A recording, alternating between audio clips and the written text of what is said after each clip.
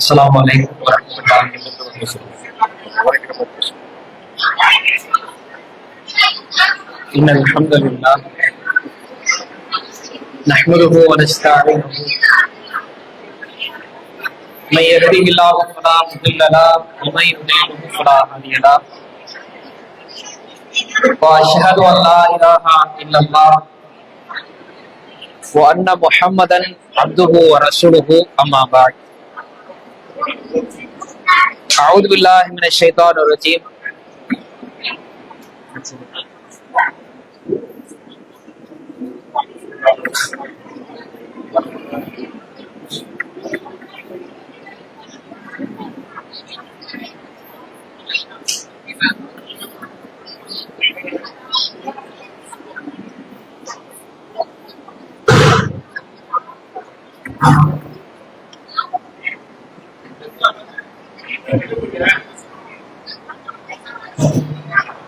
கணிதத்துக்குரிய எல்லாம் அல்ல நல்லடியார்களே,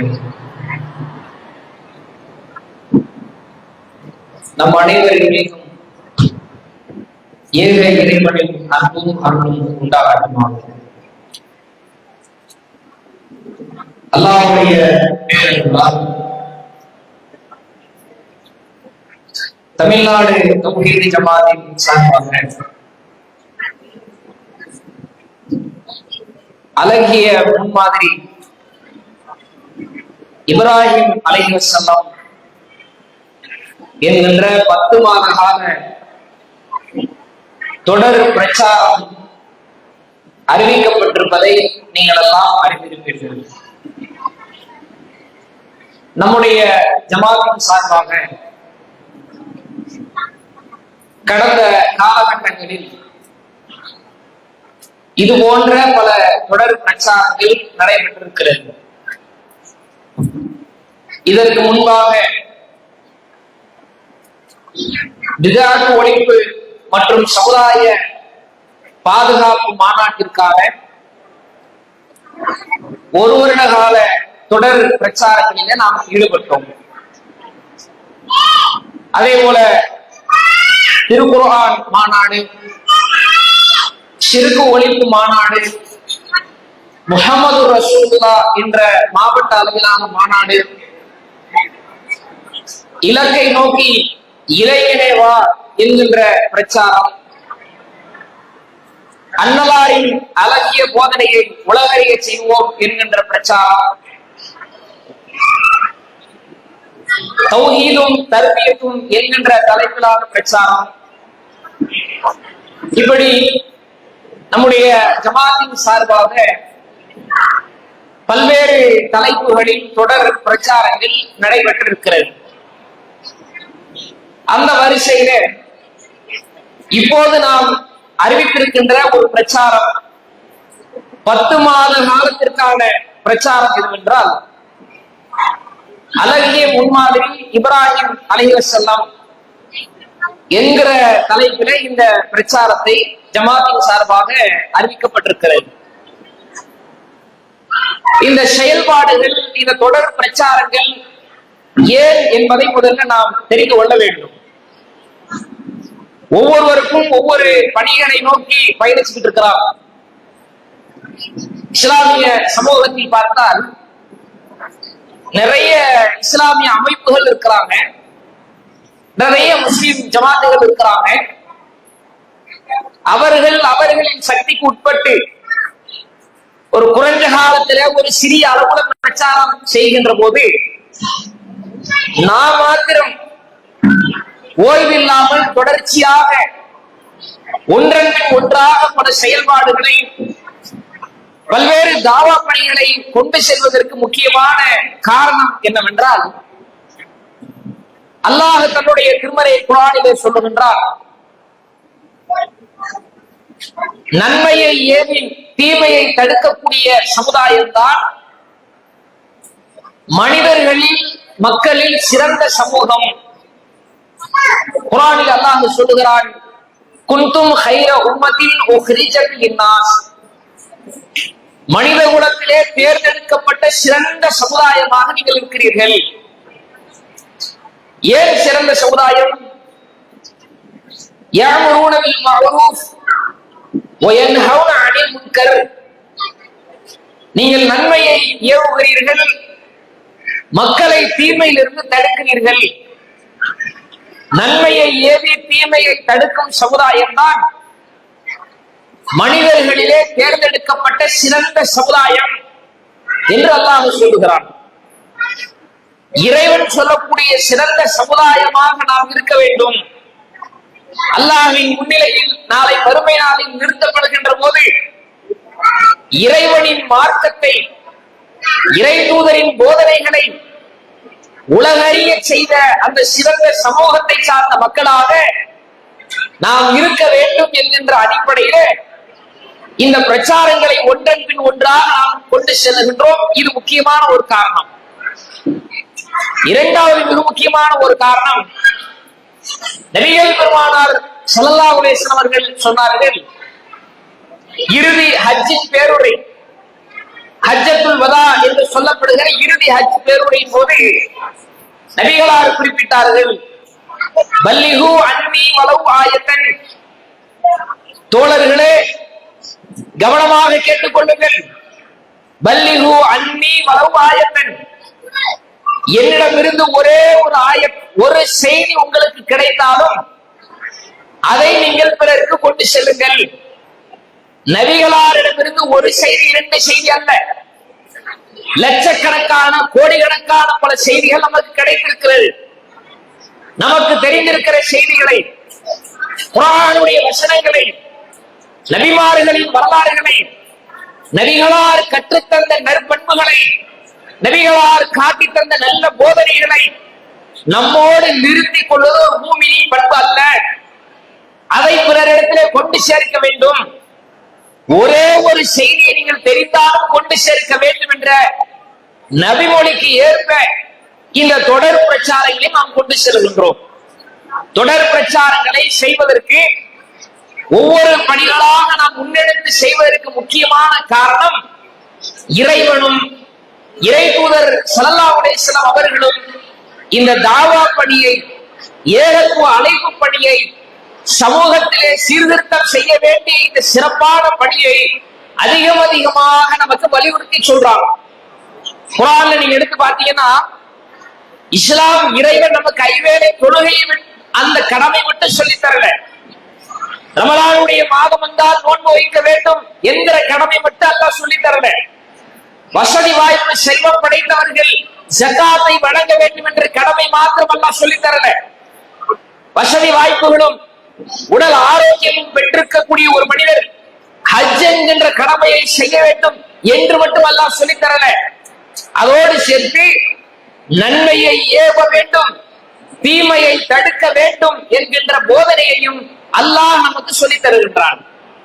இன்னும் சொல்வதாக இருந்தால், நபிகள் பெருமானார் ஸல்லல்லாஹு அலைஹி வஸல்லம் அவர்கள் தன் தோழர்களுக்கு ஒரு அறிவுரை சொல்றாங்க. பல அறிவுரைகளை சொன்னாங்க. அதுல முக்கியத்துவம் வாய்ந்த ஒரு அறிவுரை நீங்க பாருங்க. ஷஹீஹ் முஸ்லிம்ல, புகாரியில, பல்வேறு ஹதீஸ் நூல்களிலே பதிவு செய்யப்பட்டிருக்கிற ஆதாரபூர்வமான ஒரு நபிமொழி. நபிகள் நாயகம் ஸல்லல்லாஹு அலைஹி வஸல்லம் அவர்கள் ஒரு சஹாபாக்களை பார்க்கிறாங்க. சஹாபாக்களை பார்க்கும்போது அவங்க சாலைகள் அமர்ந்திருக்கிறாங்க. வீதிகள், பொதுமக்கள் பயன்படுத்துற சாலைகள் இருக்குல்ல, அந்த சாலைகள் அமர்ந்திருக்கிறாங்க. அப்ப ரசூலுல்லாஹி ஸல்லல்லாஹு அலைஹி வஸல்லம் கேட்கிறாங்க, இந்த சாலைகளில், பாதைகளில் அமர்வதை நீங்கள் தவிர்க்கலாமே, எதுக்கு பாதையில உட்கார்றீங்கன்னு கேட்கிறாங்க. அப்ப அந்த சஹாபாக்கள் பதிலளிக்கிறாங்க, அல்லாஹ்வின் தூதரே, எங்களுக்கு நாங்கள் கூடி அமர்ந்து பல செய்திகளை பேசுவதற்கு இந்த இடத்தை தவிர வேறு இடம் இல்லை. நாங்க கூடி அமர்ந்து பேசுறதா இருந்தா எங்களுக்கு தோதுவான அமைப்பான இடம் இதுதான் அப்படின்னு அந்த சஹாபாக்கள் சொல்றாங்க. அப்ப நபிகள் பெருமானார் ஸல்லல்லாஹு அலைஹி வஸல்லம் அவர்கள் சொல்லுகிறார்கள், அப்படி என்றால் தோழர்களே, பாதைக்கு நீங்கள் வந்து அமர்வதாக இருந்தால் கடமை நீங்கள் நிறைவேற்றுங்கள் அப்படிங்கிறாங்க. அப்ப சஹாபாக்கள் கேட்கிறாங்க, அல்லாஹ்வின் தூதரே, பாதைக்கு செலுத்த வேண்டிய கடமையா, அது என்ன கடமை சொல்லுங்க என்று கேட்கும்போது நபிகள் நாயகம் ஸல்லல்லாஹு அலைஹி வஸல்லம் அவர்கள் சில கடமைகளை சொல்றாங்க. என்னென்ன சொல்றாங்க? கல்லுல் பஷர், முதல்ல உங்க பார்வைகளை தாழ்த்துங்கள். சாலையில் வந்து உட்கார்ந்தா இருந்தா ஃபீ ரசூலுல்லாஹி உஸ்வத்துன் ஹஸனா. இந்த இறை தூதர் ரசூலுல்லாஹி ஸல்லல்லாஹு அலைஹி வஸல்லம் அவர்களிடத்திலே உங்களுக்கு அழகான முன்மாதிரி இருக்கிறது அப்படின்னு சொல்றான்.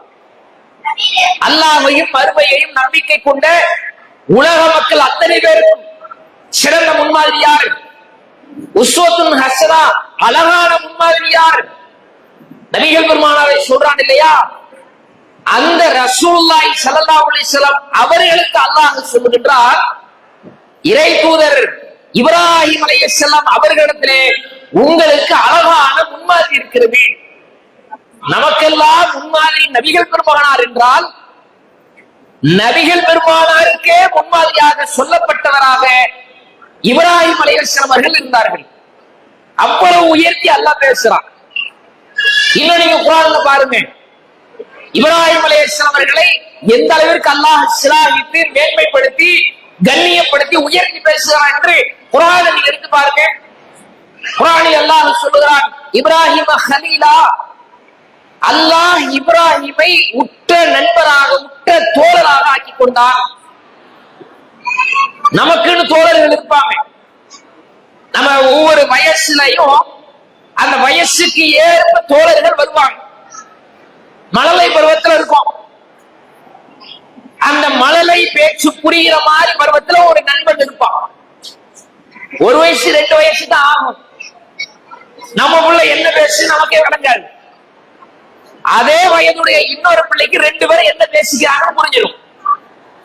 சக வயதுடைய தோழர்கள் இருக்கிறாங்க.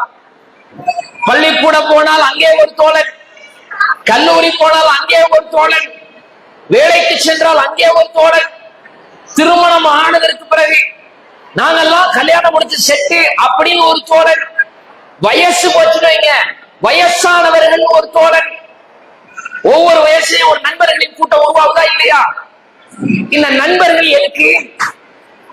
நண்பர்கள் தோழர்களின் கூட்டத்தை எதுக்கு உருவாக்கணும்னு சொன்னா, நம்முடைய பல தேவைகளுக்கு தான். அல்லாஹ் நண்பனாக ஆக்கி கொண்டார் இப்ராஹிம் அலைஹிஸ்ஸலாம் அவர்களை.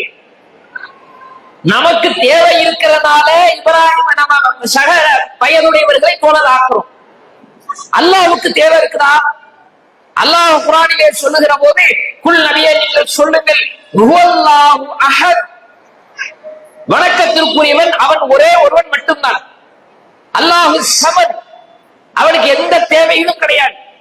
லம் யலித் வலம் யூலத், அவன் யாருக்கும் பிறக்கவும் இல்லை, யாரையும் பெற்றெடுக்கவும் இல்லை. வலம் யகுல் லஹு குஃபுவன் அஹத், அவனுக்கு நிகராக அவனுக்கு சமமாக யாரும் இல்லை, எதுவும் இல்லை அப்படின்னு அல்லாஹ் சொல்றான்ல. அல்லாஹு ஸமத், எந்த தேவையும் இல்லாதவன். தாய் தந்தை தேவையில்லை, மனைவி தேவையில்லை, பிள்ளை தேவையில்லை, உறக்கம் தேவையில்லை, உணவு எதுவுமே தேவைக்கு அப்பாற்பட்டவன் இறைவன். நமக்கு தேவை இருக்கிறதுனால நண்பனை தேடுறோம், அல்லாஹ்வுக்கு தான் தேவை இல்லையே. ஏன் அல்லாஹ் நண்பனாக்கினான்? கேள்வி புரியுதா உங்களுக்கு? ஏன் நண்பனாக்கிறான் என்றால், நண்பனாக ஆக்கும் அளவிற்கு இப்ராஹிம் அலைஹிஸ்ஸலாம் அவர்கள் வாழ்க்கையிலே பல்வேறு அழகிய முன்மாதிரி இருக்கிறது. அவ்வளவு உயர்த்தி பேசுறான் அல்லாஹ். நபிகள் நாயகம் ஸல்லல்லாஹு அலைஹி வஸல்லம் அவர்கள் சிலாகிக்கிறாங்க, மேன்மைப்படுத்துறாங்க. எந்த அளவுக்கு மேன்மைப்படுத்துறாங்க தெரியுமா? ஒவ்வொரு வெள்ளிக்கிழமையிலையும் ஸலவாத் ஓதுகின்றோம். நபிகள் பெருமானார் ஸல்லல்லாஹு அலைஹி வஸல்லம் அவர்கள் மீது ஸலவாத் ஓதுங்கள், வெள்ளிக்கிழமையில் ஓதுங்கள்.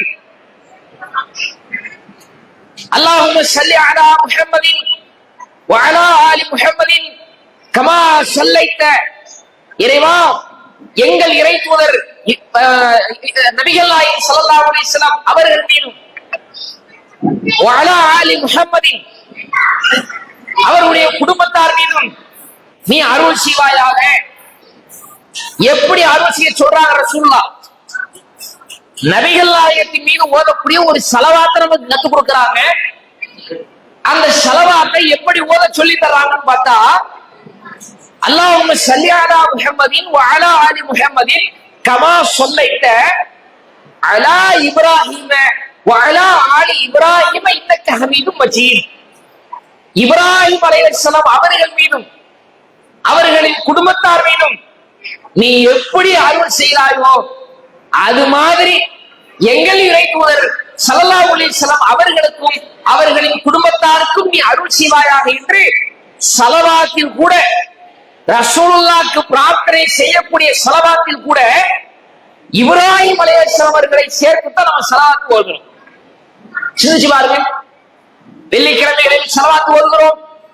ஒவ்வொரு தொழுகையினுடைய அத்தஹியாத் அமர்வில் ஸலவாத் ஓதுகின்றோம். ஜனாஸா தொழுகையில் ஸலவாத் ஓதுகின்றோம். நபிகளாரின் பெயரை உச்சரிக்கப்பட்டால் அங்கே ஸலவாத் சொல்லுகிறோம். ஸலவாத் ஓதுகின்ற எல்லா இடத்திலேயும் இப்ராஹிம் அலைஹிஸ்ஸலாம் அவர்களை நம்ம நினைவுபடுத்துறோம்.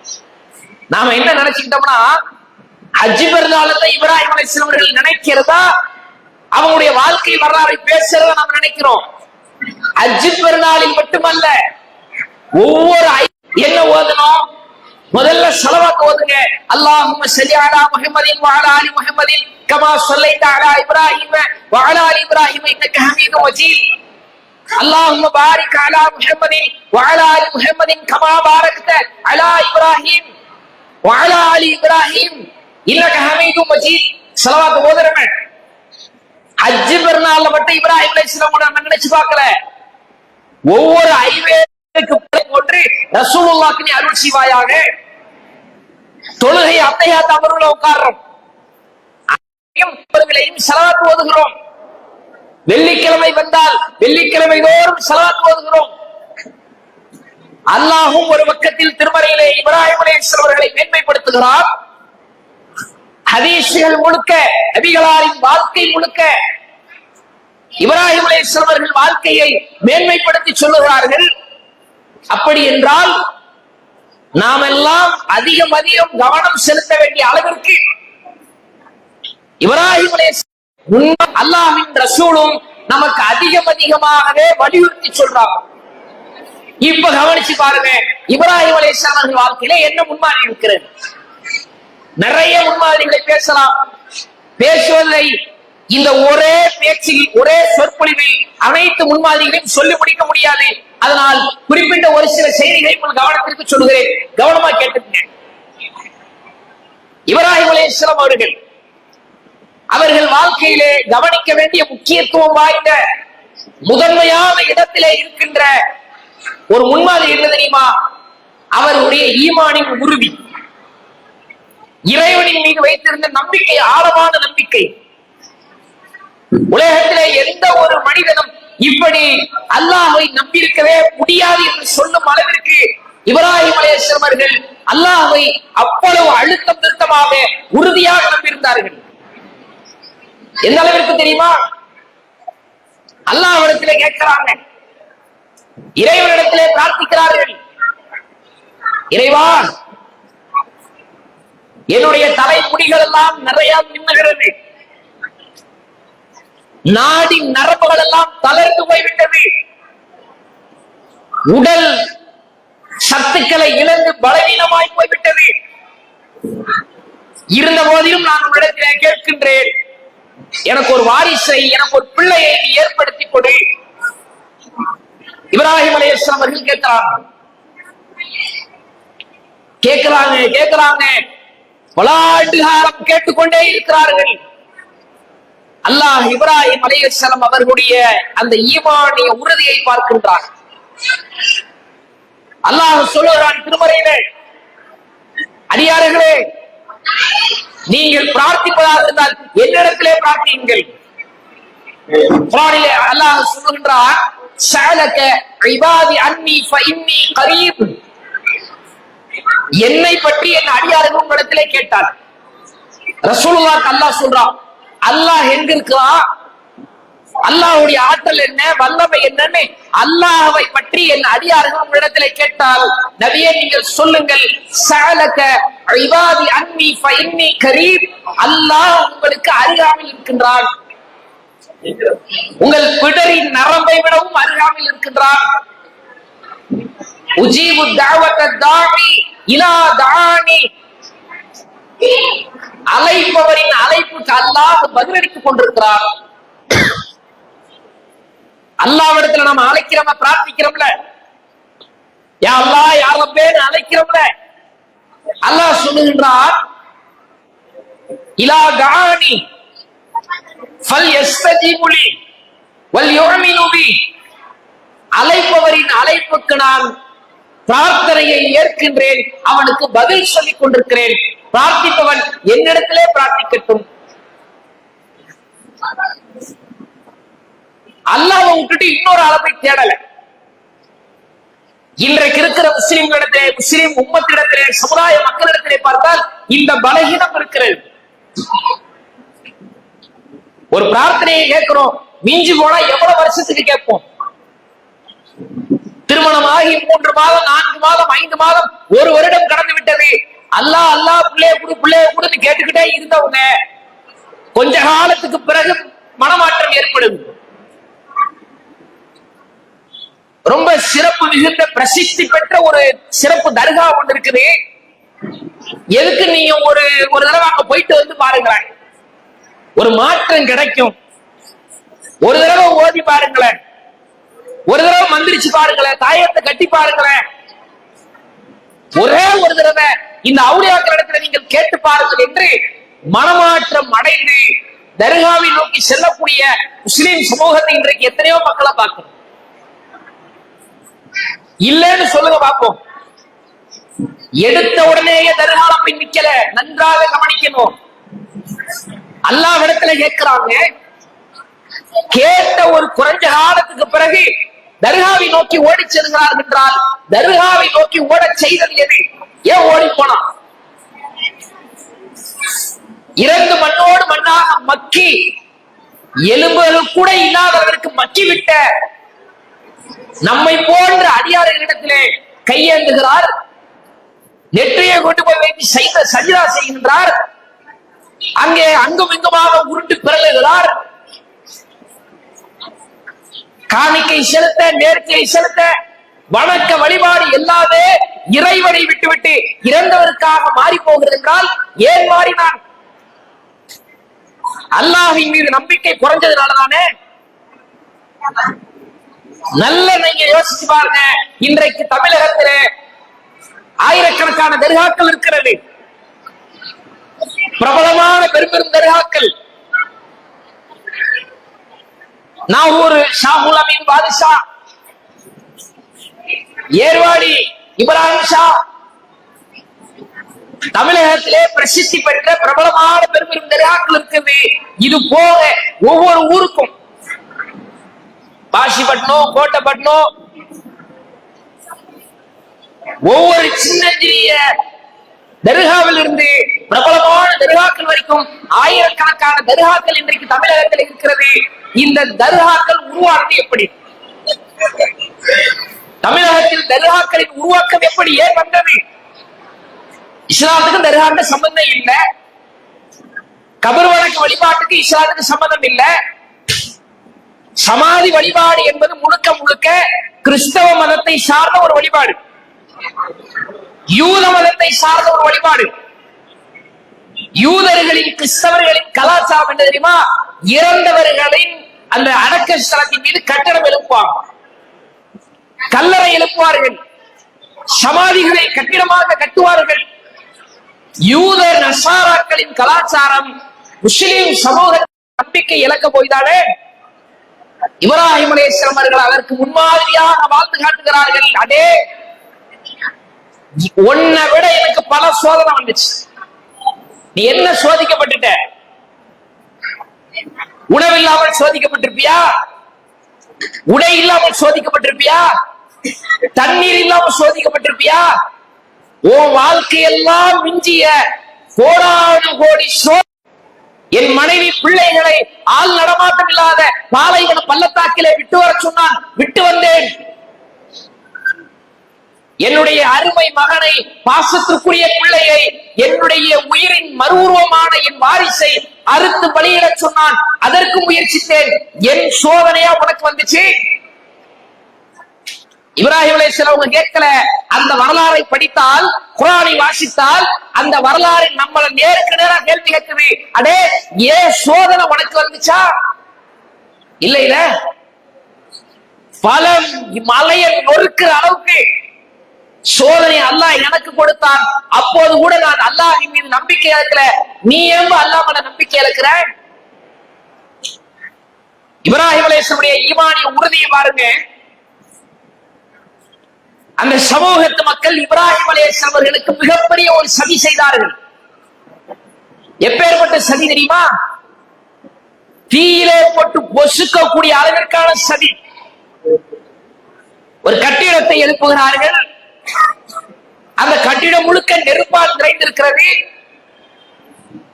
உயரமான இடத்திலே நிறுத்தி வைக்கப்பட்டிருக்கிற இப்ராஹிம் அலைஹிஸ்ஸலாம் அவர்கள் நெருப்புல தூக்கி வீச போறாங்க.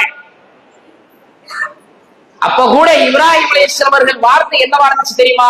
ஹஸ்பி அல்லாஹு வ நிஅமல் வக்கீல். அல்லாஹ் எனக்கு போதுமானவன். இந்த நெருப்புல தூக்கி போட்டு இப்ராஹிம பொசுக்கிட்டா இப்ராஹிமின் உடல் வேண்டுமானால் கரிந்து போகும், இப்ராஹிமின் தோள்கள் வேண்டுமானால் எரிந்து போகும், இப்ராஹிமின் சதைகளும் எலும்புகளும் வேண்டுமானால் அழிந்து போகும்.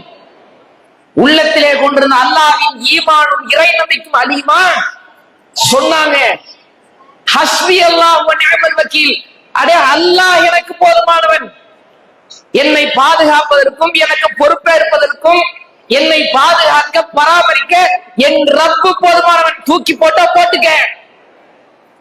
தயங்காமல் நின்றார்கள். அல்லாஹ் பாதுகாப்பான் என்று நின்றார்கள். மூளை சொல்லும், மனிதனுடைய மூளை சொல்லும், நெருப்புடைய தன்மையினாலே எரிக்கிறது தான். தண்ணீருடைய வேலை என்ன? அணைக்கிறது, தாகத்தை தீர்க்கிறது. பனியினுடைய வேலை குளிர வைக்கிறது. நெருப்பினுடைய வேலை என்ன? சின்னதோ பெருசோ நெருப்புன்னா எரிக்கும். நம்மளை எரிக்கிற அதே நெருப்பு இப்ராஹிமை எரிக்காதா? அலைஹி வஸல்லம் இப்ராஹிம் அலைஹிஸ்ஸலாம் அவர்களை நெருப்பு எரிக்கத்தான் செய்யும்.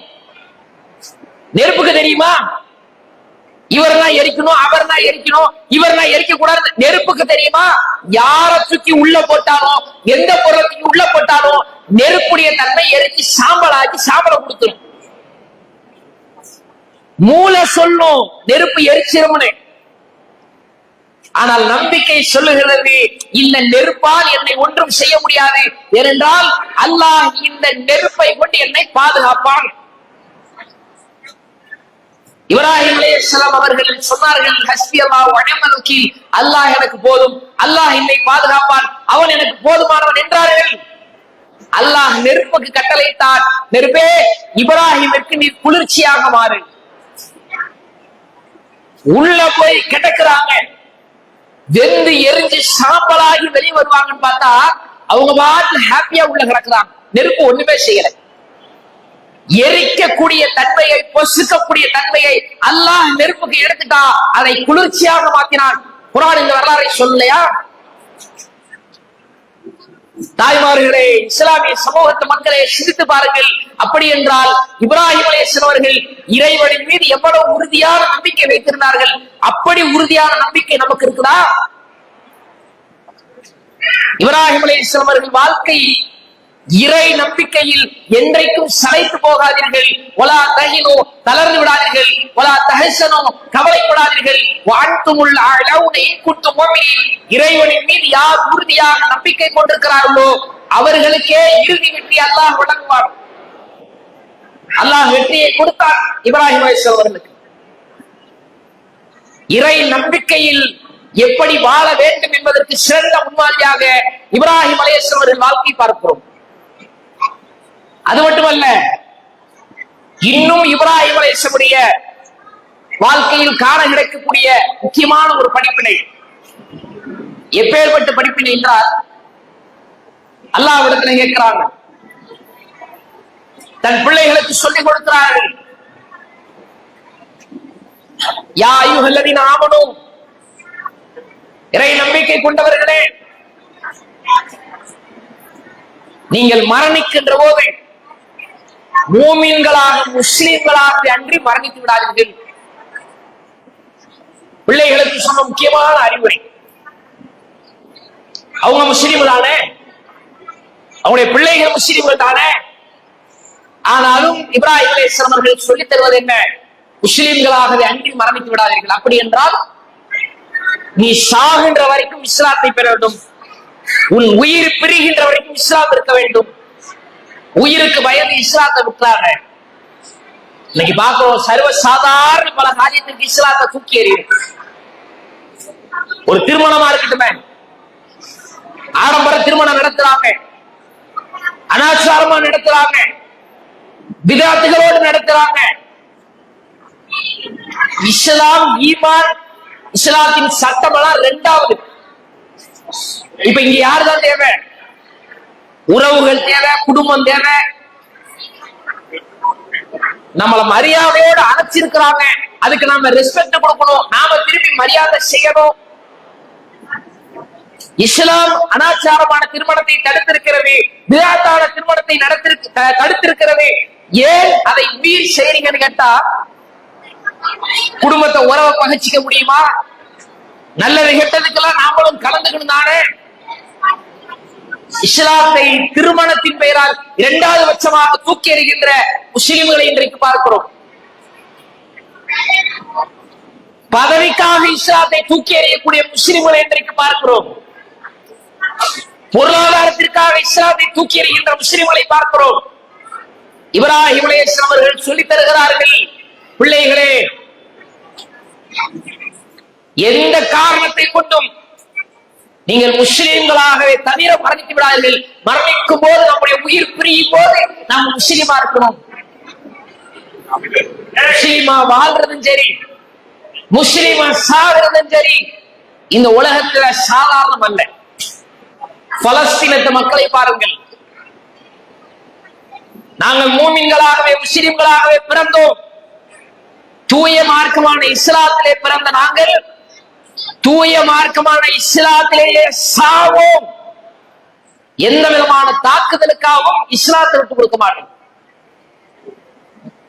குண்டடிப்பட்டு கண்ணு போச்சு, குண்டடிப்பட்டு காது போச்சு, குண்டால் வெடிகுண்டுகள் தாக்கப்பட்டு கை கால்களை இழந்து வெறும் முண்டமாக மருத்துவமனையிலே கிடக்கின்றான்.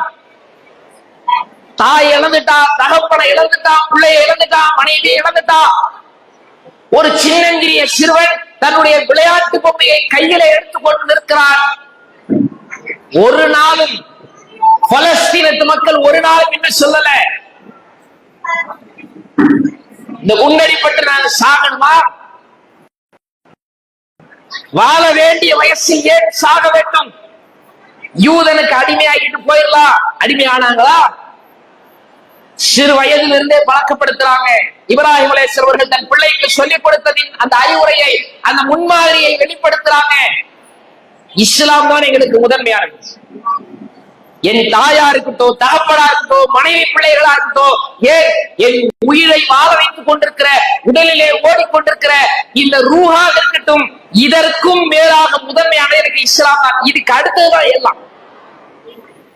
அப்படி வாழ்ந்தார்கள், அப்படித்தான் தன் பிள்ளைகளை வளர்த்தார்கள். அல்லாஹ் சொல்லுகிறான் இப்ராஹிமை பார்த்து, கால லஹு ரப்புஹு அஸ்லிம், இப்ராஹிமிற்கு நாம் சொன்னோம் அஸ்லிம், கட்டுப்படுங்கள் என்றோம். கால, அவர் சொன்னார், இப்ராஹிம் அலைஹிஸ்ஸலாம் அவர்கள் சொன்னார்கள், அஸ்லம்து லிரப்பில் ஆலமீன், அகிலத்தின் இறைவனுக்கு நான் கட்டுப்பட்டு விட்டேன். கட்டுப்படுங்க சொன்னா உடனே கட்டுப்பாடு. அல்லாஹ்விடத்துல எந்த ரெக்வெஸ்டும் கிடையாது. யா அல்லாஹ், என் உயிர் பயமா இருக்கு, எனக்கு தாய் தந்தை தேவை, மனைவி தேவை, புள்ள தேவை, பொருளாதாரம் தேவை, எதை பத்தி இப்ராஹிம் அலைஹிஸ்ஸலாம் அவர்கள் கவலைப்படலை. எனக்கு முதன்மையானது இஸ்லாம் அப்படின்னா, இறைவனின் வார்த்தை முதன்மையானது என்றார்கள். நம்முடைய வாழ்க்கையில் அப்படித்தான் இஸ்லாத்தை நேசிக்கிறோமா? நானும் முஸ்லீம் என்று மார்தட்டி கொண்டிருக்கிற இஸ்லாமிய சமுதாயத்தை சிந்தித்துக் கொள்ளுங்கள். இஸ்லாத்தை காதலிக்கிறோம், இஸ்லாத்தை நேசிக்கிறோம், உயிருக்கு மேலாக இஸ்லாமுடைய வாழ்க்கையில் இருக்கிறதா? எல்லாத்துக்கும் அடுத்ததான் கடைசி கட்டமா இஸ்லாம். மகிழ்ச்சியா மார்க்கமா என்று கேட்டால் மகிழ்ச்சி முதன்மையானதாக, மார்க்கம் கடைசி கட்டத்திலே கடக்கிறது என்றால் நாமெல்லாம் இப்ராஹிமை பின்பற்றுவதற்கும் நேசிப்பதற்கும் அர்த்தமே இல்லை. இப்ராஹிம் அலைஹிஸ்ஸலாம் அவர்கள் வாழ்க்கையிலே கிடைக்கக்கூடிய சிறந்த முன்மாதிரியான இரண்டு விஷயங்களை உங்களுக்கு நான் சொல்லியிருக்கின்றேன். இப்ராஹிம் அலைஹிஸ்ஸலாம் அவர்களை போன்று ஈமானிய உறுதி கொள்ளுங்கள். இப்ராஹிம் அலைஹிஸ்ஸலாம் அவர்களை போன்று இஸ்லாத்தை நம்முடைய உயிர் மூச்சுக்கு மேலாக நேசிங்கள். இஸ்லாத்தின் அனைத்து கட்டுப்பாடுகளையும் பேடுங்கள் என்று இப்ராஹிம் அலைஹிஸ்ஸலாம் அவர்கள் வாழ்க்கையில் இருந்த செய்திகளை உங்களுக்கு நான் சொல்லியிருக்கின்றேன். நம்முடைய வாழ்க்கையிலே இப்ராஹிம் அலைஹிஸ்ஸலாம் அவர்களை வருடத்தில் ஒரே ஒரு நாளில் ஹஜ்ஜி பெருநாளில் நினைவு கூர்ந்து விட்டு செல்லாமல் வாழ்க்கை முழுக்க மரணம் வரைக்கும் இப்ராஹிம் அலைஹிஸ்ஸலாம் அவர்கள் வாழ்வை வரலாற்றை படிப்போம். படித்த அந்த வரலாற்று செய்திகளை படிப்பினைகளை நம் வாழ்க்கையிலே அதை நடைமுறைப்படுத்துவோம். இன்னும் இப்ராஹிம் அலைஹிஸ்ஸலாம் அவர்கள் சார்ந்த இந்த செய்திகளை முஸ்லிம் சமூகத்திற்கும் முஸ்லிம் அல்லாத மக்களுக்கும் அவர்களின் வாழ்க்கை வரலாற்றை இந்த 10 மாத கால தொடர் பிரச்சாரத்தின் வழியாக உலகமெங்கும் கொண்டு செல்லக்கூடிய முயற்சியில ஈடுபடுவோம். அல்லாஹ் ரப்பல் ஆலமீன் வாழும் போதும் மரணிக்கும் போதும் மூமின்களாக வாழ்வதற்கு வல்ல இறைவன் நம் அனைவருக்கும் அருள் செய்வானாக. வாஹிர் தஅவானா அல்ஹம்துலில்லாஹி ரப்பில் ஆலமீன். அஸ்ஸலாமு அலைக்கும் வரஹ்மத்துல்லாஹி வபரகாத்துஹு.